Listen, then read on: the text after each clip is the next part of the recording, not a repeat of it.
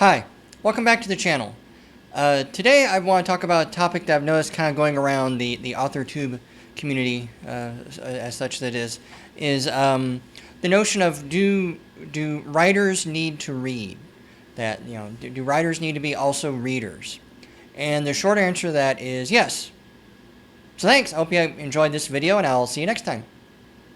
Okay, so anyway, I probably should elaborate a little bit. But yeah, the short answer is yes. Writers do need to read. The only analogy I can kind of come up with is like, imagine a chef who never goes out to eat.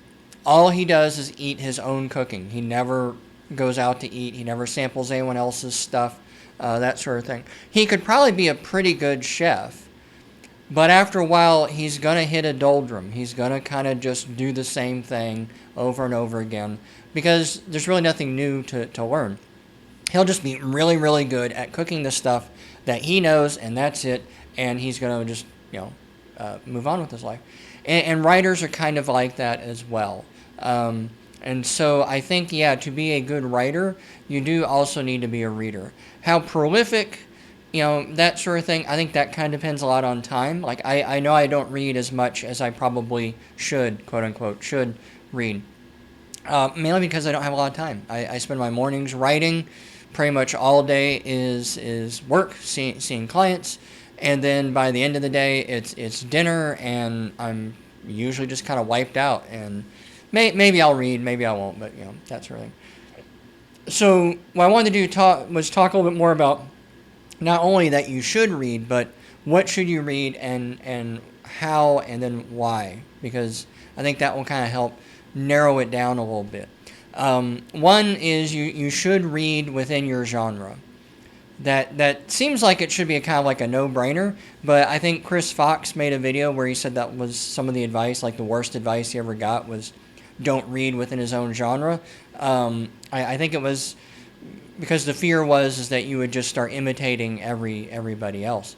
The irony is that's kind of what you want to do, is to read other people's stuff in their genre, in your genre that you write in, because that kind of gives you an idea of like what are some of the common tropes in the genre, what is it you like about those tropes, what you don't like about how they're used within that particular genre, because the not every like you could say like the farm boy turned hero, that's classic Star Wars, right? That's it's handled that way in Star Wars. In a Western, it might literally be a farm boy in who's become a hero or something. It would be handled just very differently. It also kind of gives you an idea. This is especially true as you start writing over a longer period of time. If you want to be a professional writer, then you'll get an idea of like how the genre is changing, where it's going, and that sort of thing.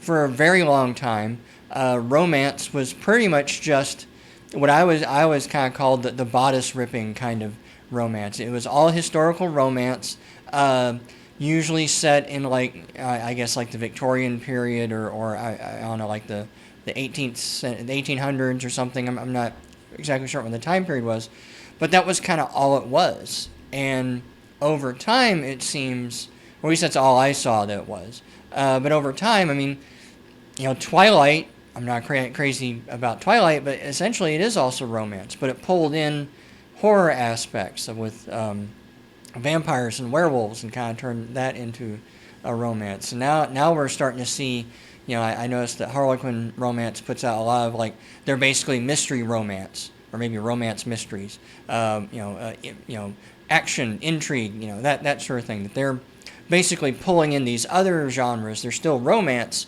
but they're kind of told in a different sort of way. And so by constantly reading within your genre, you're going to notice where things are going and where things are tracking. This is usually pretty easy because if it's a genre that you're writing in, it's probably a genre that you like reading. And that's probably how you probably read it first and then started reading.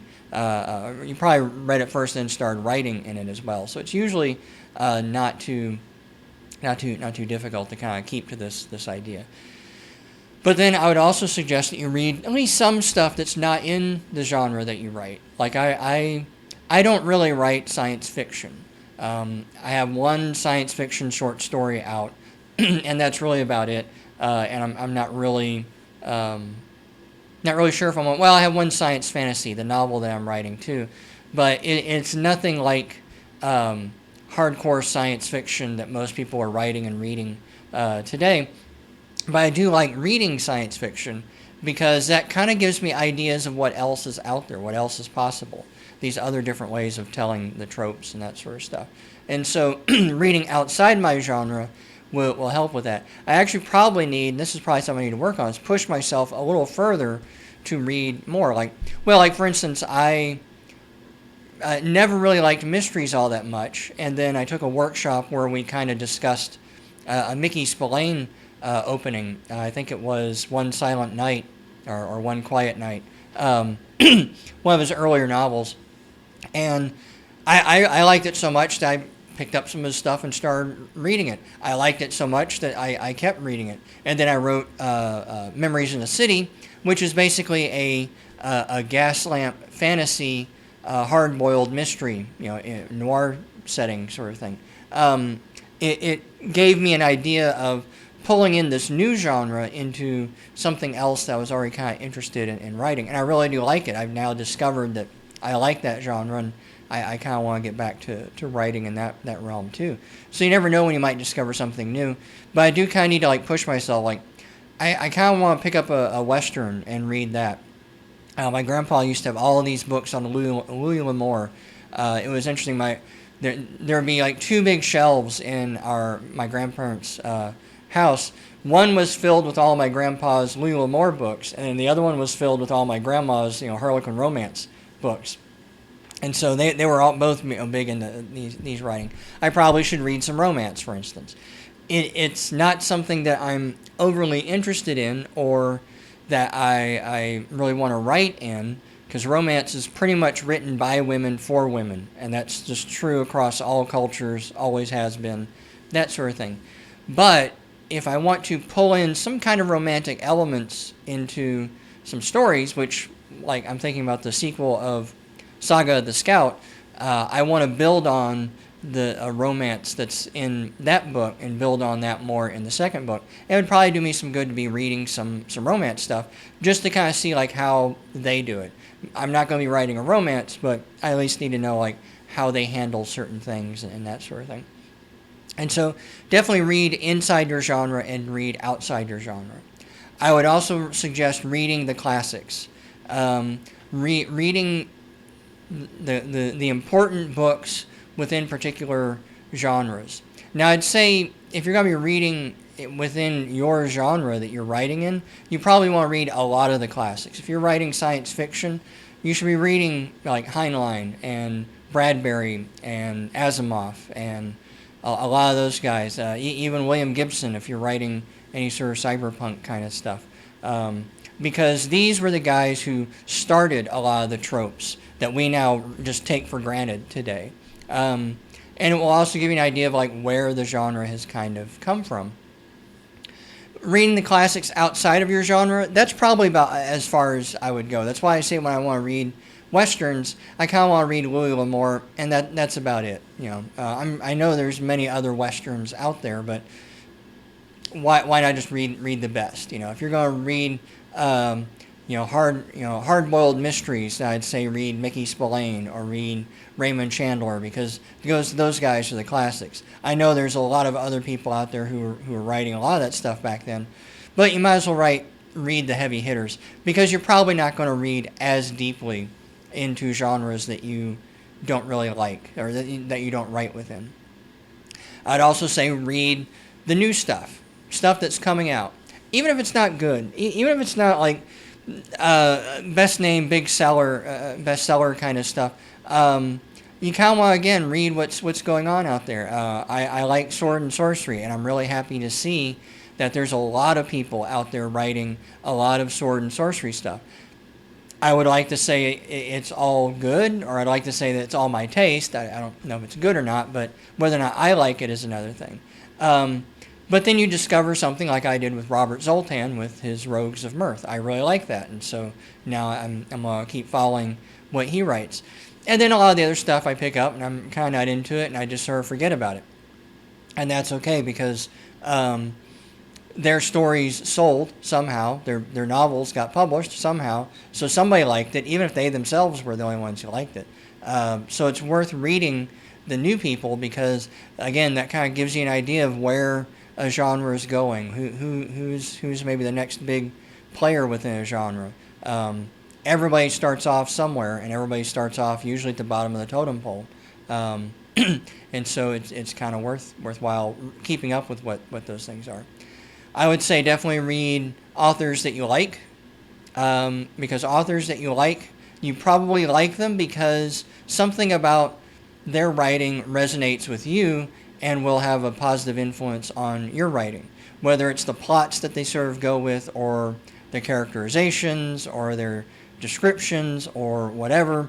It will vary from person to person, but that would be something worthwhile to do, is read the writers that you know that you like, and then also kind of pick apart why you like them. What is it about that stuff that's working for you? Really study them. Read a book, and if you find that yourself you're getting caught up in it, you're finding that you're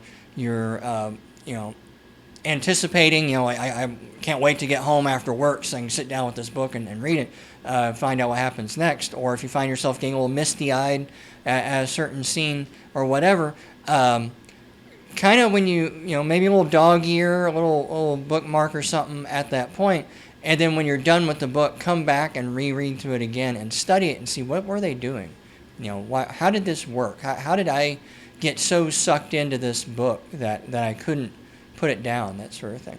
And so that will help you, because if it's a writer that you like, then you will probably be more like that writer, even without even trying, actually, because that's how it resonates. That's what a lot of writers say, that they wrote the stories that they wanted to read, but no one else was writing. And that's probably because, your favorite author hasn't written that story yet. So now it's your job. You do that.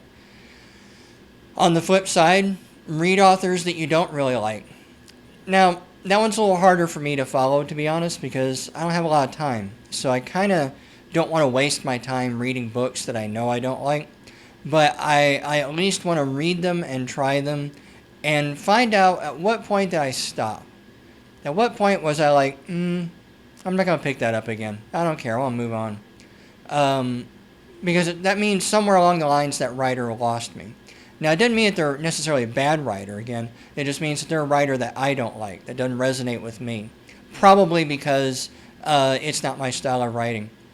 I really struggle, and I'm going to get pitchforks and torches after this, but I don't like Fritz Leiber, however you say his name.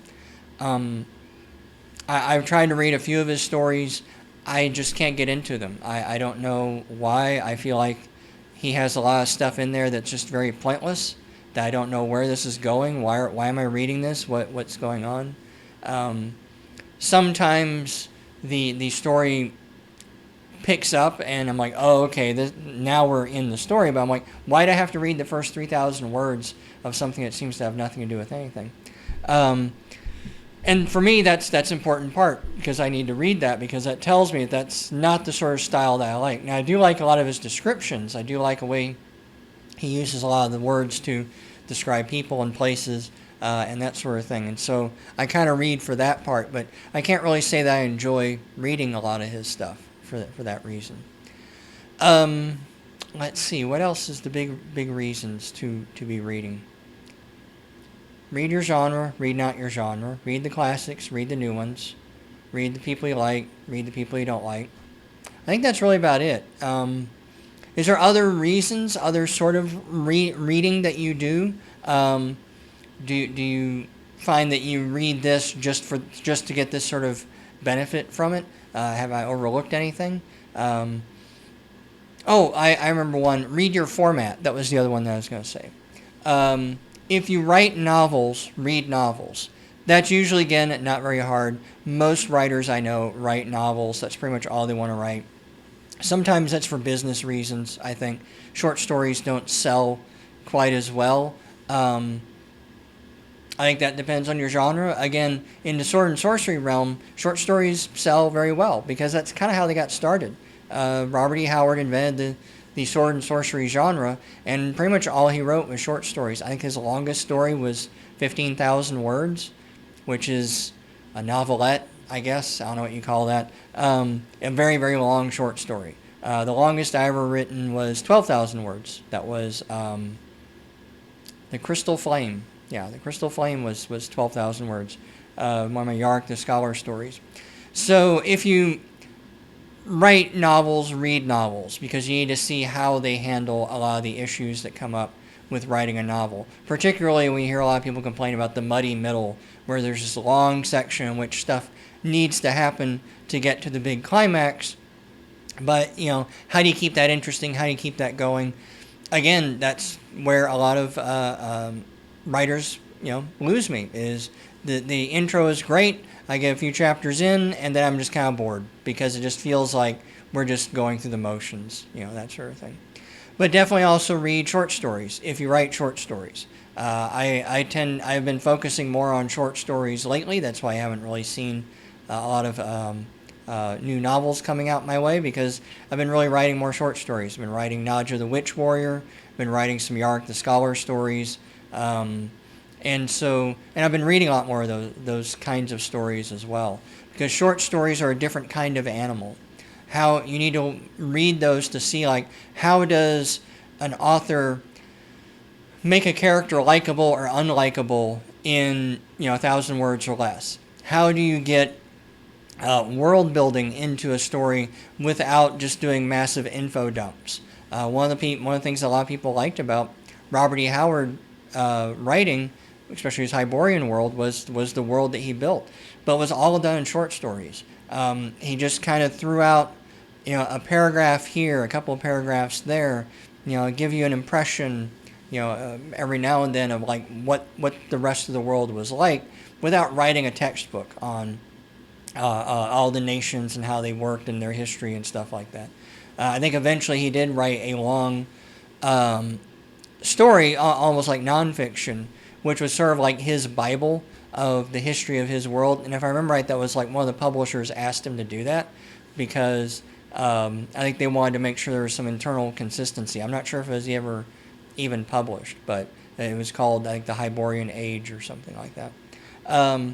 So, yeah, if you're writing short stories, then read short stories, because they're a different animal than writing novels. Most of the basic skills are still there, but a lot of the structure and a lot of the pacing, what you put in and what you don't put in, which I think is probably the bigger part of what you don't put into a short story, is a big factor. And you kind of need to see how people do that. And again, all the other stuff that I talked about applies. Read short stories by the masters, read new short stories, read short stories that you like, read short stories that you don't like, read short stories that you are in your genre, they're outside your genre, all that same sort of stuff. Because just because you know how to write a novel doesn't necessarily mean you know how to write a short story. And just because you know how to write a short story doesn't necessarily know you know how to write a novel, particularly in certain genres. High fantasy, I don't know if they even do short stories, because they usually like lots and lots of world building and that sort of stuff, and can't really do that in a short story. But if all you've ever done is write short stories and you try and write a high fantasy novel, it'll probably feel very thin because you're not used to going into all this depth. And there's a lot of readers, that's exactly what they love. That's what they like about Tolkien. They like him going on and on and on about pipeweed or whatever else. And you can't do that in a short story, but you can in a novel if you do it right. But anyway, so now, if you can think of any other reasons to read something that maybe I overlooked, then yeah, put it in the comments below and let me know what you think. And yeah, I think that's about it. I want to get back to writing. I'm working on my 6th Nadja the Witch Warrior. I've been in talks with a publisher, and I think all those stories are going to be put together in maybe a collection and sold at some point in the future. So keep an eye out with that. I'm going to keep writing those sort of stories. And then the next big thing, I think once I hit about 10 stories with Nadja, and the next thing I'm going to do is build a collection of Yark the Scholar and then put that up on Kickstarter. So kind of keep an eye out for that. Hopefully that will happen later this year, and I will talk to you later. Bye.